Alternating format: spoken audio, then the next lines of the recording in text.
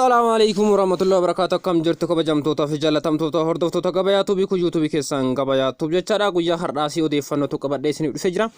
Warroonni yeroo jalqabaatiif gara YouTube channel keenyaa dhuftan subscribe gochuu hin dagatina. Maatii keenya kan taatan like share gochuudhaan hordofaa isiniin jedha. Gara gabayaa tuuf yoo dhuftan meeshaalee bitachuu barbaadan kamuyyuu argachuu ni dandeettan. Kana boodas meeshaalee bitachuu barbaadan yoo jiraate gama keenyaa yoo geettan deebisaa argachuu dandeettan jedha. Kanaafi guyyaa har'aa gaafii hedduu keessanii kan ta'e baajajiin Itoophiyaa keessatti gatiin isaa maal fakkaata kan jedhu guyyaa har'aa kallattimaan deebii isaa isin biraan ga'a jechuudha. Baajajonni guyyaa har'aa isin biraan ga'u kunneen baajajota gommaa 3 fi gommaa 4 qaban akkasumas baajajii tajaajila fe'iinsaa nuu kennuu danda'an akkasumas baajajii oomisha haarawaa kan dhufes ta'e guyyaa har'aa odeeffannoo hedduu qabadhee isin dhufee jira jechuudha. Kanaaf hamma xumura qophii keenyaatti wajjin turaan affeerra kenna. Qophii kana qopheessee isin biraan kan ga'u Ibraahim Buriitii hamma xumura qophii keenyaatti wajjin turaan affeerra kenna. Akkuma dura jalqaba irratti kaasuuf yaaletti guyyaa har'aa baajajota Itoophiyaa keessatti argaman gatiin isaa maal akka fakkaatu isin biraan gaha jechuudha. Kanaaf baajajonni isin biraan ga'u kunniin baajajota TVS RE yookaan ammoo Tagro baajajiiwwan jedhan mivoolaa jechuudha. Akkasumas baajajota gommaa 4 kan qaban Damaskar kan jedhaman akkasumas baajajii fe'iinsaaf nu oolu jechuudha. Kan isin biraan gahu kanaaf magaalota hedduu irraa information isaa kan walitti qabadhe jechuudha. Kanaaf kanas kallattimaan eessatti akka argachuu dandeettan gatiin isaa maal akka ta'ee fi lakkoofsa bilbilaa magaalaawwan irraa fudhee irraa isin biraan ni gaha jechuudha. Kanaan alattis lakkoofsa bilbilaa magaalaa irratti argachuu dandeettan wajjin fuula screen irratti kan amma argaa jirtan kana isiniif barreessee jira jechuudha. Kanaaf information isaa guutuu argachuu dandeettan warroonni kana dura baajajii bituu barbaadan yookaan ammoo beekuu barbaadan gatii isaa beekuun isin rakkise eessatti akka argattan isin rakkise guyyaa har'aa kallattimaan isin biraan gaha jechuudha. Videoon gabaabaadha hamma xumuraatti wajjin turaa isiniin jira. Kanaafi kan jalqaba suuraa irratti argaa jirtan kunniin baajajii fe'iinsa namaatiif oolu jechuudha. Baajajii feeraan alatti yookaan ammoo konkolaachisaan alatti nama 3 qabachuu danda'u jechuudha. Ni beektanii akka argaa jirtan kanatti magaazina keessa jira jechuudha. Kanaaf baajajiin kun RE jedhama. Baajajiin RE jedhamu kun yookaan ammoo Ivoolaa baajajii jedhamuudhaan biyya keenya keessatti beekama jechuudha. Gatiin isaa biyya keenya keessatti maal fakkaata kan bara kanaa kan jedhuuf deebiin isaa qarshii 200 jechuudha. Yeroo kanatti gabaa yeroo kanaatti yeroo magaalaa tokko irratti 198 magaalaa tokko irratti ammoo 200 jechuudha. Garaagarummaa qarshii 200 qaba magaalaawwan tokko irratti. Kanaaf gatiin isaa dhaabbataan qarshii 200 argachuu dandeettan jechuudha. Baajajiin kun baajajii baay'ee tokko madaalawaa fi namoonni hedduun bitachuudhaaf filatan jechuudha. Haaluma isa fakkaatuun baajajiin amma argaa jirtan kunis gosuma baajajii amma laaltanii kana ta'e oomisha yeroo haarawaati jechuudha. Baajajii kana dura hin jirre baajajii maximum ZG kan jedhamu jechuudha. Kanaaf mirtiin yookaan ammoo oomishni isaa baajajii amma jalqaba irratti ilaalleen tokkuma jechuudha. Cimina hedduu qaba. Sa'aatii tokko keessatti kiiloomeetira 60 deemuu danda'a jechuudha. Saffisa olaanaa qaba. Kanaaf baajajichi kun gatiin isaas baay'ee tokko madaalawaadha. Kanaaf qarshii 230 bitachuu dandeettan jechuudha. Kanaaf giddumaan baajajii bara darbe isin biraan gatii isaa gahee jira jechuudha. Gatii bara darbee fidiif kan bara kana wal bira qabdanii ni dabale moo hin hir'ate kan jirus laaluu dandeettan waan ta'eef kanaaf baajajiin kun baajajii bara haarawaati jechuudha. Gatiin isaa haarawaa kan amma baajajii maximum Z kan amma isin biraan garuu kan ammoo suuraa irratti argaa jirtan kun baajajii cimaa fi yeroo dhiyootti kan bahe jechuudha. Gabaarra yeroo dhiyootti kan oolee baajajii kana bitachuu barbaadan qarshii 200 fi 30 qopheessinaan baajajii kana bitattanii itti fayyadamuu ni dandeettan jechuudha. Kanaaf baajajiin kun baajajii baay'ee tokko madaa filatamaadha jechuudha. Yeroo hedduudha kan inni bahisi. Kanaaf oomisha biyya Hindiiti kanas ta'uu isaa ni beektan jechuudha. Kanaaf baajajii kana argachuuf kallattimaan magaalaa Adaamaa ganda duwwaa 4tti argachuu dandeettan jechuudha. Lakkoofsa bilbilaa amma argaa jirtan kana duwwaa 987 35 33 duwwaa 9 kanaan bilbiltanii jennaan magaalaa Adaamaatti argachuu dandeettani. Waliigaltee akkaataa waliigaltee keessaniitiin isiniif anis iddoo isin jirtan yookaan magaalaa isin jirtanitti isiniif geessuu danda'an jechuudha. Yookaan magaalaa isin irratti barbaadanitti isiniif geessuu ni danda'ama. Irra caalaatti kun akkaataa waliigaltee keessaniitii waan ta'eef magaalaa Adaamaas dhaqxanii bitachuu dandeettani. Kanaaf information an kan achi fudhe isiniin jedhaa jira malee isinis iddoo jirtanii bitachuu ni dandeettan jechuudha. Yeroo ammaa kana baajajiin biyya keenya keessatti magaalaawwan hedduu irratti facaameeti kan gurguramu jechuudha. Keessattuu magaalaawwan sadarkaa guddinaa irra jiranitti.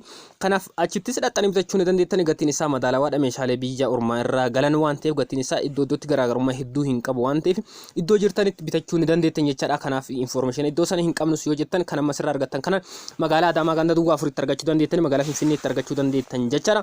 Lakkoofsa amma isinii kaa'ee kanaan irra deebuudhaan magaalaa Adaamaatti bitachuu warri barbaadan duwwaa 987 duwwaa 9 lakkoofsa kanaan bilbiltanii argachuu dandeettan jechaadha. Dabalataan magaalaa Finfinneetti warri barbaadan duwwaa 911455668 bilbiltan isaan wajjin information dabalataa argachuu dandeettan jechaadha. Kanaaf baajaajii kanas hammana yoo jenne dabalataan baajaajii fe'iinsa namaatiif oolu ta'ee baajajiin kun jechaadha. Baajaajii TVS baajaajii kan jedhamani kunis akka argaa jirtan kana magaazina keessatti kan jiru jechaadha. Kanaaf baajajiin kun TVS kun baajaajii cimina hedduu qabu beenzila kan inni nyaatu beenzila jechaadha. Beenzilli isaa baay'ee kan inni nyaani beenzila muraasan kiiloomeetira hedduu deemuu kan danda'u jechaadha. Baajaajii kana bitachuu warri barbaadan qarshii 2,200 10,000 qopheessinaan baajaajii kana bitachuu ni dandeettani. Magaalaawwan ammaan maqaa isinii dhahee fi lakkoofsa bilbilaa amma isinii waamu yaale kanaan bilbiltanii yoo jettan iddoo isaan jiranitti dhaxxanii bitachuu ni dandeettan jechaadha. Isas argachuu dandeettan iddoodhuma sana. Kanaaf baajaajii baay'ee tokko filatamaan warroon yeroo dheeraaf nagaafachaa turtan deebiin isaa kana fakkaata jechaadha. Gara gabayaa tuubii yoo dhuftan kanaan alattis meeshaalee hedduu argachuu dandeettan. Kana boodas yoo barbaadan argachuu ni dandeettan. Kanaaf waa'een baajaajii TVS kan amma isin biraan gahaa jiru kana jechaadha. Gatiin isaa qarshii 2,200 10,000 argachuu kan ammoo bitachuu dandeettani. Kanaaf magaalaawwan amma maqaa isinii dhahee kanneen irra bitachuu ni dandeettan. Kanas hin ta'u jettan magaalaawwan naannoo keessanii tokko ammoo iddoo gurgurtaa baajaajiiwwan naannoo keessan jiranitti bitachuu dandeettan. Gatiin isaa akkuma jalqaba irratti kaasuu isin yaaletti kanaan tokkuma jechaadha. Iddoo iddootti garaagarummaa hedduu hin qabu. Gatiin isaa madaalawaadha jechaadha. Kanaaf gatii kanaan yookaan immoo qarshii 2,200 10,000 baajaajii kana bitattanii itti fayyadamuu ni dandeettan jechaadha. Kanaaf ni beektan tajaajila isaanii beektan waan ta'eef shifeeraan yookaan immoo konkolaachisaan alatti nama sadii qabata jechaadha duuba irratti. Kanaaf hundi isaaniiyyuu tokkuma jecha baajaajiin sadan amma isin biraan ga'uu yaale kunniin hammi fe'iinsa yookaan ammoo hammi nama isaan baadhatanii akka seera tiraafikaatti nama sadii jechaadha duuba irratti kan baatanii. Kanaaf gatiin isaanii kan amma isin biraan gahaa ture kan jechaadha. Itti aansuudhaan dabalataan baajaajii amma argaa jirtan yookaan ammoo konkolaataa amma argaa jirtan baajaajii gommaa sadii jedhamuun beekamu jechaadha. Kanaafuu kammoo daamaas konkolaataa daamaasii jedhama.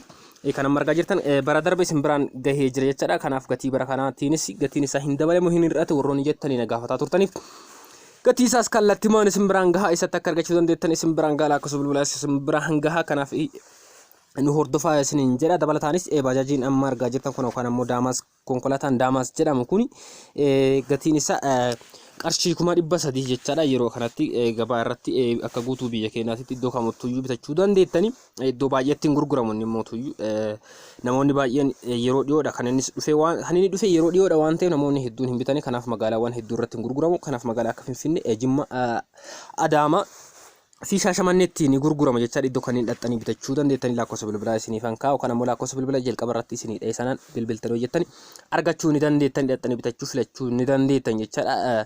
Kanaaf garaagarummaa hedduu hin qabani. Kan amma suuraa irratti argaa jirtan kun hammi nama isaan baatanii duuba irratti teessoo nama sadii qabatu lama qaba jechaadha. Afootti shifeera biraan yookaan ammoo konkolaachisaa biraanii nama tokko qabachuu danda'a jechaadha. Kanaaf nama hedduu naannoo nama 8 qabachuu ni danda'a jechaadha. Kanaaf baajaajii kana bitachuu barbaadan qarshii 300 qopheessitanii jennaan baajaajii kana kallattii waan bitattanii itti fayyadamuu dandeettani. Namoonni tokko akka makiinaa manaattis kan itti fayyadaman jira jechaadha. Yookaan ammoo gabaadhaaf itti fayyadamuu ni dandeettani jechaadha. Kanaaf gatiin isaa kana fakkaata. Gatii bara kanaati bara dheengaddaa yookaan bara darbe 270 isin biraan gahee ture. Kanaaf garaagarummaa yookaan ammoo qarshii 30 dabaluudhaan qarshii 300 jechaadha. Sa'aatii kanatti yookaan ammoo bara kanatti qarshii 300 gabaa irra jira. Iddoo kamittuu bitachuu ni dandeettan yookaan ammoo magaalaa duratti isinii kaasuu yaala irratti bitachuu fi lakkoofsa bilbilaa duratti isinii yaame irratti bilbiltanii information dabalataa argachuu fi bitachuu ni dandeettani. Dhimma gatiis waliin haasa'uu ni dandeettani. Gatiin bara kanatti hin jirtu akkuma jalqaba irratti isinii kaase qarshii 300 jechaadha.